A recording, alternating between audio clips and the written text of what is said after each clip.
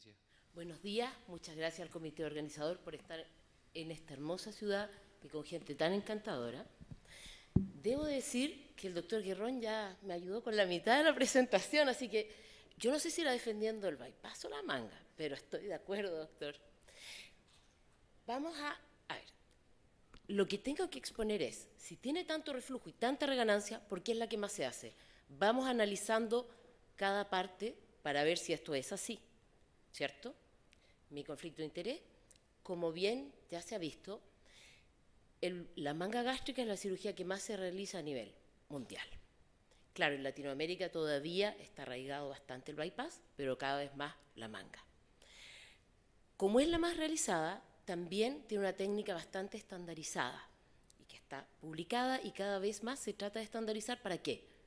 Para que a través de la experiencia del cirujano y del adecuado manejo de esta técnica disminuyan las complicaciones. Como todos sabemos, la perfecta cirugía es la que mejora, bueno, no mejora porque es una enfermedad crónica, baja el peso que tiene que bajar, mantiene las enfermedades a raya y tiene el mínimo de complicaciones y ojalá un mínimo de revisión. Ahora, ventaja, tiene una menor curva de aprendizaje que el resto de la cirugía, pero eso no quiere decir que no nos fijemos bien o que vayamos mejorando nuestra técnica, porque los resultados, el reflujo, las complicaciones, todo depende de una adecuada y una cuidadosa técnica quirúrgica. Tiene una baja morbimortalidad, como ya se presentó en la charla anterior, preserva la continuidad del tracto gastrointestinal, puede ser una cirugía en 2 etapas en ciertos pacientes o definitiva, y tiene más posibilidades con menos riesgo de complicaciones en la cirugía revisional. Y no tiene menos riesgo de complicaciones como hernias internas, úlcera anastomótica, dumping y mala absorción. Ahora, es muy importante fijarse en las complicaciones y las complicaciones más temidas que son hemorragia, digamos, potencialmente con morbimortalidad y filtraciones. Y a través de una revisión sistemática se ha visto que estas han bajado en el tiempo, pero dependen fundamentalmente de la experiencia del cirujano, como acá tenemos un estudio muy interesante en donde se analizó al mismo cirujano las primeras 1000 y las mangas que siguieron, y bajó en forma estadísticamente significativa el porcentaje de filtraciones en las posteriores mangas. Pero debe hacerse notar que sí utilizó refuerzo en las últimas 800. Otra variable para análisis y variable de confusión, por decirlo así. Ahora, vamos a ver alguna evidencia en la literatura y en una revisión sistemática. En general, la pérdida del exceso de peso a 11 años es de un 62% y a 5 años de un 58%. Y aquí viene el sesgo del seguimiento o del N, ¿cierto? Para tener un poder estadístico adecuado necesitamos mayor seguimiento, pero eso es para tener las cifras que hay. Faltan estudios de buena calidad metodológica con mayor seguimiento, pero de lo que se ve y lo que tenemos es que también la remisión y la mejoría de las enfermedades, como también explicó el doctor, o mostró, es bastante buena con una manga gástrica. Y yo también encuentro que son los mejores estudios junto con el Stampede, así que también puse los 2 ensayos clínicos, porque tienen una muy buena calidad metodológica, aunque no tengan tantos pacientes, son ensayos clínicos. Y a largo plazo, o moderado a largo plazo, tampoco hubo una diferencia estadísticamente significativa, por más que uno diga, no, es que el bypass es mejor, es que bajan más, hay que llevarlo a evidencia. Eso es lo que nos va a hacer tomar mejores decisiones. Y también mejoría en comorbilidades y calidad de vida respecto al basal, porque nuestro comparador es el tratamiento no quirúrgico, obviamente. Lo mismo en el anterior. A pesar de en términos de baja de peso no es equivalente. En el otro estudio sí se mostró que era algo mejor con el bypass, pero todo esto nos lleva a que ambas son muy efectivas y, como dijo el doctor Guerrón, con menos complicaciones la manga y más posibilidades de revisión. Otro estudio también de los seguimientos a largo plazo, aunque no es un ensayo clínico, mostró que era superior a manga los primeros 7 años, pero esas diferencias después de 8 años ya no fueron estadísticamente significativas en cuanto a la pérdida del exceso de peso, ni a la morbimortalidad postoperatoria y tampoco en el manejo de comorbilidades. Otro, revisión sistemática, ¿cierto? Porque cuando comparo la manga, la voy a comparar con el gold estándar, a pesar de lo que se ha dicho de otras técnicas que más adelante probablemente puedan terminar siendo el gold estándar, pero vamos a usar el bypass por el momento como gold estándar. Y el comparador, el no realizar cirugía. A 5 años tiene mejor baja de peso, pero tampoco se puede determinar por los seguimientos y después ya no se hace estadísticamente significativo. Y no hay una conclusión definitiva por la calidad metodológica de los estudios. Hay tendencias, sí son comparables, pero faltan mejores estudios. Y ahora, ¿por qué podemos convertir una manga? ¿Cierto? En esta revisión sistemática se vio que el 30% por reflujo y un 52% por reganancia de peso. Pero aquí entra otro punto. ¿Cómo definimos la reganancia? ¿Es lo mismo baja de peso insuficiente que reganancia? ¿Cómo establecemos que hay reflujo? ¿Cómo estudiamos el reflujo? Y ahí entran, porque si vamos a hacer un estudio que tenga validez estadística o que sea validez científica, no podemos mezclar todo. Tienen que ser variables muy puras. Entonces ahí empezamos con lo que hay que mejorar. ¿Cierto? También otra revisión sistemática de cirugía revisional en manga gástrica, con un seguimiento mayor al anterior, que es mayor a 3 años. Si se fijan, aquí se establecieron entre 6,5 y 33% se reportaron de revisiones. Y cuando hay esta dispersión es porque no estamos usando un criterio unificado para análisis o para reporte de casos o de datos. Con un promedio ponderado de un 10,4%. A medida que aumentan los años de seguimiento, aumenta el porcentaje de cirugía revisional, como es lógico. Pero ojo, 22% de seguimiento promedio a más de 10 años, y todos sabemos que no es un seguimiento ideal como para tener conclusiones muy significativas. Por reganancia, baja de peso insuficiente, 11,8%, por reflujo, 3,1%. ¿Se fijan la disparidad de números?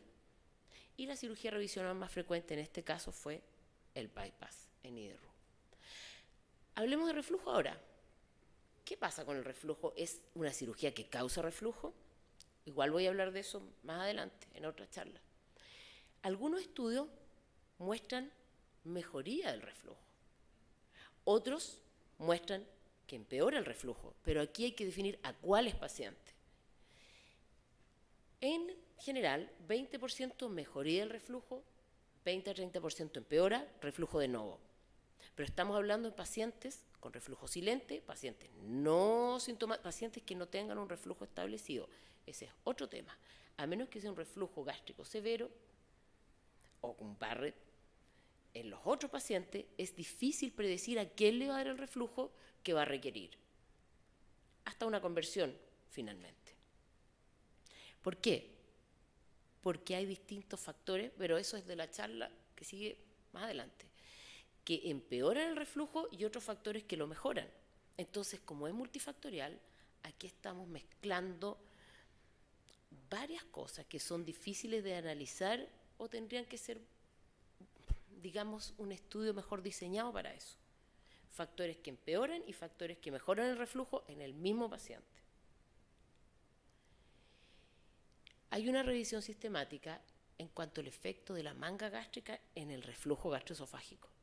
Como digo, de los estudios, un porcentaje mostró mejoría y otro porcentaje que empeora el reflujo. Ahora, en los pacientes que empeora el reflujo, al tercer año ya tiende a mejorar un poco. Estamos hablando en cuanto a síntomas, necesidad de uso de inhibidores de la bomba de protones e incluso hasta cirugía revisional. Y lo que critica este estudio, o lo que establece, es que la idea de los estudios es que se defina muy bien qué se considera reflujo para efectos de estudio. y faltan ensayos clínicos con seguimiento a largo plazo con definiciones y establecimiento de variables adecuadas. También existe un consenso en cuanto a qué hacemos con reflujo gastroesofágico patológico y manga gástrica. Y todavía sigue siendo un tema controversial, que es lo que nos convoca, dilucidar qué hacemos en temas controversiales, qué evidencia hay. Necesitamos mejorar la calidad de los estudios y necesitamos unificar la definición de reflujo. También es importante establecer con una endoscopía previamente y con control endoscópico posterior de seguimiento qué pasa si tenemos reflujo antes y qué va a ocurrir con nuestro paciente después, no solo los síntomas. Y también hay que definir el rol de a quién le hacemos pHmetría, a quién le hacemos manometría. Ahora, sí hay un consenso que se debe evitar la manga gástrica en casos severos de reflujo establecido, esofagitis sede, muchos síntomas y en pacientes que tienen Barrett, como recomendación. Ahora, en cuanto a tanta reganancia de peso, tomemos la evidencia que hay en cuanto a reganancia de peso y aquí hay una revisión narrativa que si bien no quiere aportar evidencia estadística, es muy interesante porque este autor enumera lo que hay que mejorar, muestra lo que existe ahora en estudios de reganancia de peso, baja de peso insuficiente, ¿cierto? Pero nos ilustra en cuanto a múltiples definiciones en los distintos estudios. Cada uno define qué es reganancia de peso o baja de peso insuficiente. Y si comparamos cada uno de esos estudios con distintas definiciones, no pueden ser comparables, no podemos juntar esos pacientes y analizarlos. Entonces lo que establece es que la reganancia, o lo que postula más bien, no establece, es que la reganancia es multifactorial, ¿cierto? Que es mucho más complejo que analizar a un paciente y decirle, usted no vino a control, usted se portó mal, reganó peso. No. Así como es una enfermedad crónica, nuestros pacientes son complejos y el manejo es multidisciplinario, también el análisis de cada paciente tiene que ser personal, particular, y hay que manejar todos estos factores. Pero para eso necesitamos que la literatura no sea heterogénea, necesitamos que sea unificada para tener evidencia. Y aquí el autor, digamos que muestra ciertos sesgos o ciertas fallas en análisis de distintos factores anatómicos, factores conductuales, factores de seguimiento, que podrían mejorar en el fondo para tener una mejor calidad de evidencia. Lo mismo, una revisión sistemática en cuanto a factores asociados con la reganancia de peso, pero en toda la cirugía bariátrica, que muestra heterogeneidad en esta definición, por lo tanto, el peso de las conclusiones no es el mismo que si tuviéramos una definición única. Y que hay una tendencia que a mejor pérdida del exceso de peso o a mayor pérdida del exceso de peso va a haber menor reganancia de peso. Y al menos 1 de cada 6 pacientes reportados van a tener una reganancia de peso mayor o igual al 10%. Múltiples factores involucrados, por eso es tan difícil de estudiar. Y identificar estos factores va a mejorar la estrategia de manejo de cada paciente. Ahora está la misma revisión sistemática, pero de reganancia de peso solo para manga gástrica. Lo mismo. Digamos, hay que estandarizar reganancia de peso versus baja de peso insuficiente y cuantificarla. Y ojalá hacer una clasificación, si es posible, en grado. Y también establece que hay diferentes causas y variables involucradas, por eso hay que ser muy cuidadosos en definirlas y analizarlas. Hay variables anatómicas, si hacemos también hay una variable técnica, que si dejamos neofondo va a haber más reganancia, va a haber más reflujo. Tenemos que ser muy cuidadosos con la técnica. Tenemos que entender la fisiología, qué pasa después con el GLP, con la grelina. Tenemos que seguir a nuestros pacientes en cuanto a su estilo de vida y personalizar actividad física, el apoyo psicológico, el apoyo nutricional, factores psicológico-conductuales y el seguimiento a todo momento del equipo. Y otra revisión sistemática también, lo que ya vimos. Resultados muy dispersos.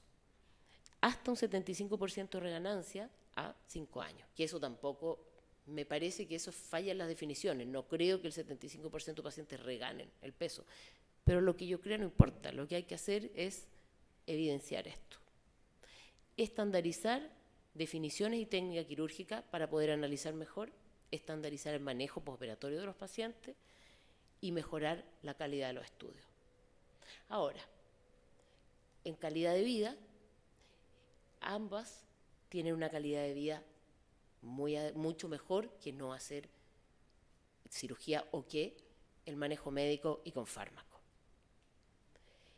En conclusión, la manga gástrica, a pesar de todo lo que puedan decir, es una muy buena técnica,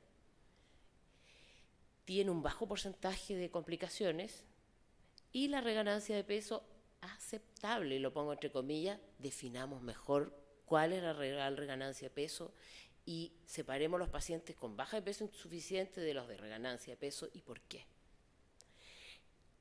Hasta ahora, por lo reportado, no hay un alto porcentaje de cirugía revisional. Y para disminuir el reflujo necesitamos seleccionar mejor a los pacientes, definir y establecer en quiénes vamos a hacer la manga, en quiénes va a darse el reflujo y preocuparnos de detalles anatómicos importantes como reparar las hernias hiatales, que muchas veces son la causa de reflujo y no se reparan.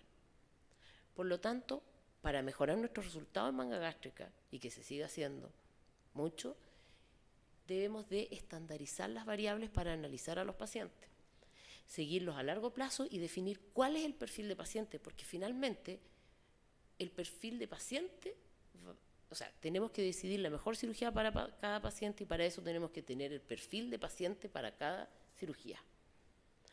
Y manejo por el equipo multidisciplinario para mejorar los resultados con buena calidad de estudio.